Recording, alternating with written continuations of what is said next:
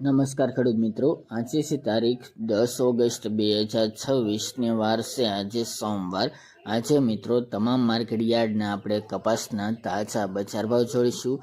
ખાસ કરી મિત્રો જોવા જઈએ તો પાછલા અઠવાડિયાની અંદર મિત્રો રૂ ઘાસડીના ભાવમાં સતતપણે સુધારા સાથે વેપાર થઈ રહ્યા હતા, જેના કારણે કપાસની બજાર 1800 થી 2000ની વચ્ચે ચાલી રહી છે। આજે અમુક માર્કેટ યાર્ડમાં ઘણો બધો ઘટાડો પણ જોવા મળી રહ્યો છે, જ્યારે 2-3 માર્કેટ યાર્ડમાં થોડો સામાન્ય સુધારો પણ ચાલી રહ્યો છે। એવરેજ બજાર અત્યારે 1800 થી 1900 ગણીને ચાલવાનું, તેમજ 1900 પ્લસ પણ ગણીને ચાલવાનું। તો ચાલો મિત્રો આપણે જાણી લઈએ કે તમામ માર્કેટ યાર્ડની અંદર આજે કપાસના ભાવ શું ચાલી રહ્યા હતા।